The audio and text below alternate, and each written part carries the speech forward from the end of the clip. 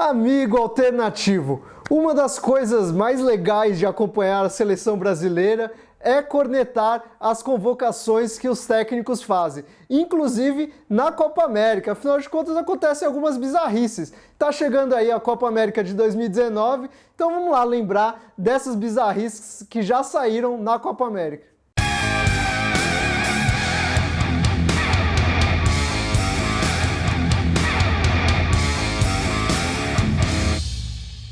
Primeiro eu vou falar da camisa amarela mais bonita do futebol brasileiro. É claro que não é essa aqui, é essa aqui do Última Divisão, que a gente fez em parceria com a Ícone Sports. Você pode adquiri-la no site padrim.com.br/Última Divisão por R$80, com frete grátis. E você também pode fazer a sua camisa do jeito que você quiser lá no site da Ícone. Acesse ultimadivisão.com.br/Ícone para entender exatamente como funciona. Jefferson, Copa América de 2015. Para vocês terem uma ideia de como essa convocação foi bizarra, na hora que ligaram para chamar o Jefferson para a seleção, ele achou que era telemarketing, achou que era alguma jogada de marketing estranha, que era trote, mas era a convocação real da CBF. Ele foi chamado, ele tinha acabado de começar a temporada no Internacional, tinha começado a se destacar, ganhou a posição porque o titular, aquele lateral Fabrício, tinha mostrado o dedo do meio para a torcida, uma baita confusão. E aí ele assumiu a titularidade, ganhou espaço no time do Inter e acabou sendo chamado para a seleção brasileira depois que o Marcelo se contundiu. Ele entrou então como substituto, dessa maneira que ninguém acreditou, ninguém entendeu. O Dunga era o técnico da época e fazia todas aquelas convocações bem estranhas, e aí ele alegou que chamou o Jefferson porque ele tinha idade olímpica, mas foi bem estranho porque depois ele nem disputou a Olimpíada, então essa justificativa não faz muito sentido.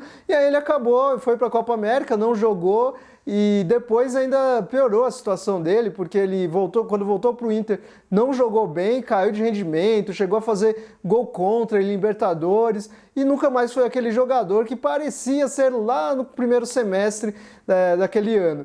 E aí depois o Jefferson chegou a voltar para o Vitória, que foi o clube que o formou lá no começo da carreira, não deu certo, e agora ele está na Europa.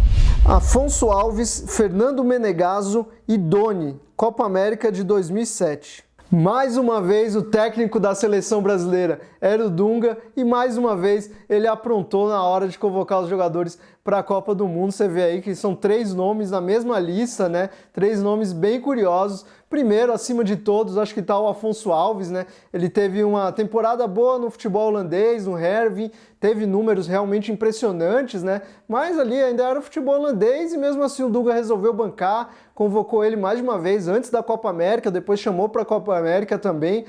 Ele chegou a perder um pênalti durante a disputa da Copa América ali na semifinal, em um jogo contra o Uruguai, mas teve atuações bem apagadas pela seleção brasileira. Lembrado inclusive por uma polêmica bem curiosa, porque ele chegou a falar que não era um jogador mais técnico, mais disposição do que o Romário, que ele tinha mais vontade. E aí o Romário foi questionado sobre isso aí e ele só respondeu com: quem? Quem é Afonso Alves? Quem? Nunca ouvi falar, irmão. Nem conheço. Pois é, o Romário sempre perfeito das suas respostas, E aí o Afonso Alves depois teve uma passagem pelo Middlesbrough da Inglaterra, foi para o futebol árabe e encerrou a carreira. Outra convocação bem curiosa foi do Fernando Menegaso e não foi única. Vale lembrar que em 2001 o Felipão chegou a chamar ele quando ele estava no Juventude, A Juventude ali era um time ali de médio para forte naquela época, e aí o Felipão resolveu levar ele para algumas partidas de eliminatórias e depois para a Copa América. E aí em 2007 ele estava vivendo ali um dos melhores momentos da carreira dele, Ele tinha passado pelo Grêmio, tinha se destacado, passou pelo futebol italiano, e aí estava no Bordeaux, chamando a atenção. Primeiro foi vice-campeão francês, depois em 2007 foi campeão francês de fato. Então realmente era um jogador que estava fazendo uma carreira na Europa e o Dunga foi lá, resolveu bancá-lo e colocar ele na Copa América, E onde está Fernando Menegaso? Cadê você, Fernando Menegaso? Pois é, ele já se aposentou, Ele chegou a jogar no futebol saudita, depois se aposentou quando jogou no Clube Brugge da Bélgica e atualmente ele agencia a carreira de jogadores, é empresário, já se aposentou.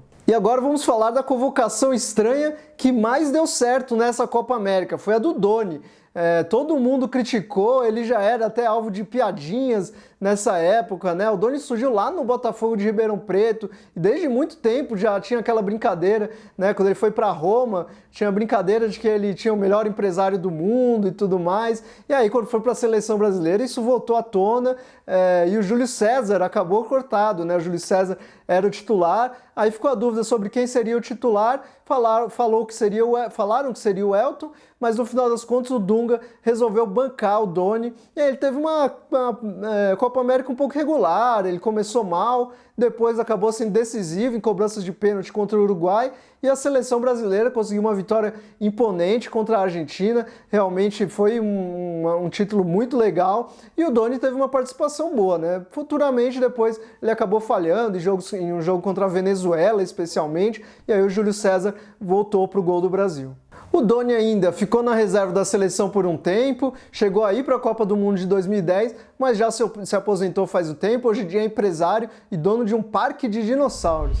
Gustavo Neri, na Copa América de 2004. Esse é um jogador que desde o começo dele sempre teve envolto em polêmicas, né? Quando ele surgiu ali, ele foi chamado de laranja podre pelo Nelsinho Batista, porque atrapalhava o ambiente do São Paulo, mas ele também teve alguns momentos bons, era um jogador bastante versátil, e aí no São Paulo em 2004 ele estava tendo um desses momentos bons, acabou sendo convocado para a Copa América porque o técnico Parreira resolveu chamar jogadores que estavam surgindo no futebol brasileiro, né? Até alguns jogadores como Wagner Love, Dudu Cearense, que não se firmaram muito na seleção brasileira futuramente, né? E aí o Gustavo Neri foi lá para essa disputa da Copa América, foi inclusive titular e participou daquela vitória épica na final, com um time bem alternativo. O Brasil ganhou da Argentina, aquele golaço do Adriano. Acho que muita gente, ou quase todo mundo aí, lembra dessa vitória.